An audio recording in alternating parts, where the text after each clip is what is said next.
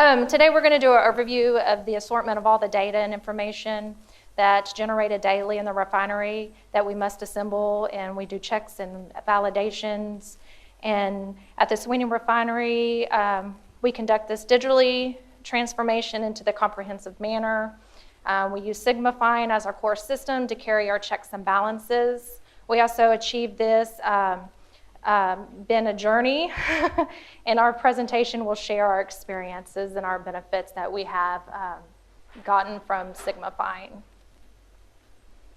I'm going to let you know a little bit about Phillips 66, the Sigmafine data consumers that use the information that we gather, and then a summary of it. Phillips 66, it was built in 1942 by the U.S. government. This was one of the only refineries built from the ground up during World War II. The refinery was purchased by Phillips in 1947. We are located in Old Ocean, Texas, which is about 65 miles southwest of Houston. We include 2 marine terminals, a crude storage terminal, and a salt dome storage terminal. And it's approximately 900 employees at the refinery. The refinery has a crude capacity of 247,000 barrels per day.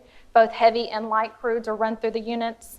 Our product slate, we have high percentages of transportation fuels, also include petrochemical feedstocks and specialty chemicals. We receive and ship by all modes of transportations. We do pipelines, marine, trucks, rail, and conveyor. We began using Sigmafine 3 in 1998. We've upgraded to the 4.5 in 2012, and then we just upgraded to the Sigmafine 4.6.8 this year. The Sigmafine model, which is shown to the left, it contains 2 different companies. We have Phillips 66 Refinery and now our new midstream company. We include approximately about 40 units, 450 meters, 250 tanks, and 600 nodes.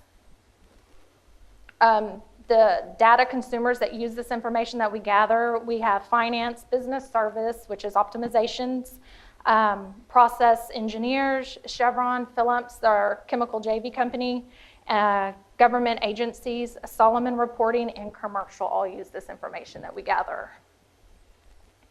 Uses of Sigmafine, we do recording physical volumes and mass of incoming feedstocks, receipts, and outgoing product shipments. We also are recording all our physical inventory volumes. We record our custody transfers, that's between P66 and Chevron, and our midstream company.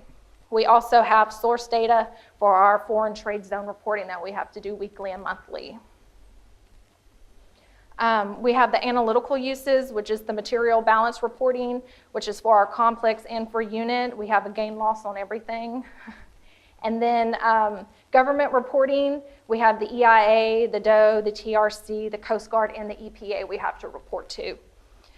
Information used for this calculation is our royalties and our processes. Other miscellaneous reporting we'll have as needed is engineers or anybody that needs additional information, we can run reports for them. While we use mass balancing, we perform a daily mass balance, and this is to ensure that the material accuracy of the tank gauges, the custody transfers, and our outside and inside receipts. So we make sure everything coming in and everything going out is one big balance. And Sigmafine is the main source database for all the yield accounting for all our transactions and our allowed balances. We also run composition tracking to track all our different types of crude that we receive and store in our inventory and that we charge to our units. We do this so we can keep track of all the different variations of crudes that we have in each tank, and we know how much of each crude is in each and every single tank and how much is being used to process through the different units. The information that this is done, we give it to our business services group for the planners and schedules, so they'll know what type of crudes we're needing to mix in with the tanks, so they'll know what type of product they're wanting to come out of the crude units.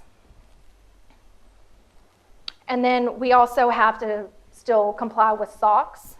As y'all know, Sarbanes-Oxley is a legislation dictation management responsibility to establish and maintain internal controls.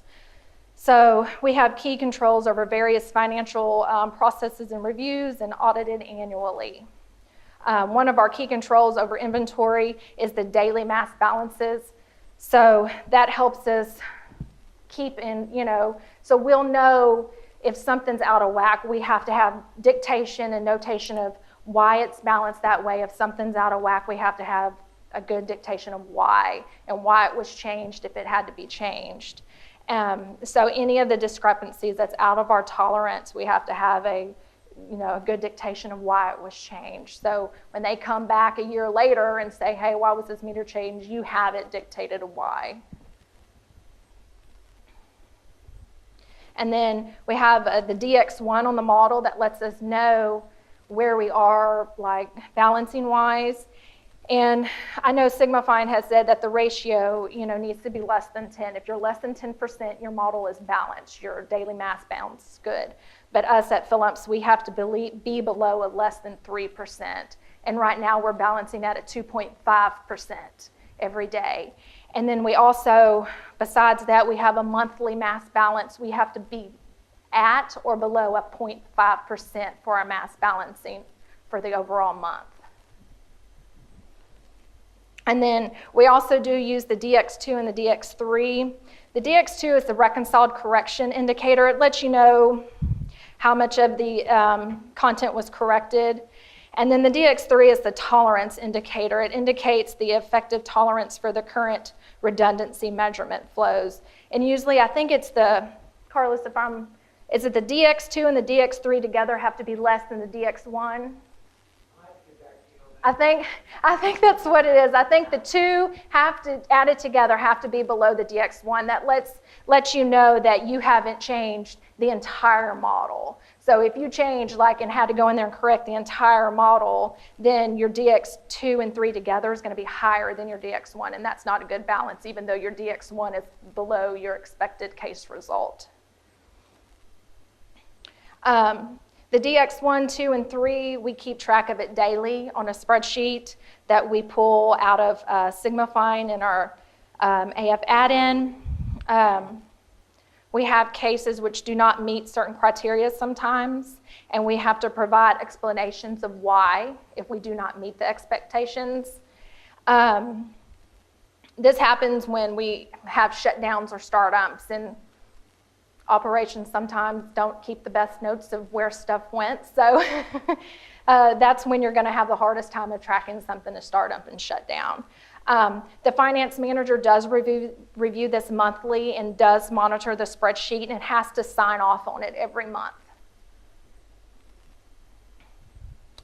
And then the compliance and other controls, we also use a daily check sheet. This sheet, it pulls all the data out of, in Excel, out of out of Sigmafine, and it checks our tanks, our flows, our meters, our transfers, and it lets us know if any of our tanks didn't get refreshed that we thought needed to be refreshed and we didn't refresh it yet, like something was changed on the prior day. And so it catches some of the things that we don't get to check. So if you have a bad API in a flow, it will catch that flow. Or if you had something out of service this day and the prior day it was in service, it's going to give you a flag and say, hey, this meter or flow or something's out of service. Is that right? So it does a lot of checks for us that you don't have to drill down every day and try to get into. This will do it for you. And then, I already talked about the API molecular weights. And so this year makes the 20th anniversary of us using Sigmafine use. Sigmafine data is consumed across multiple business functions, and it is the system of record for all our yield accounting. Questions? I went fast, sorry. I don't like public speaking.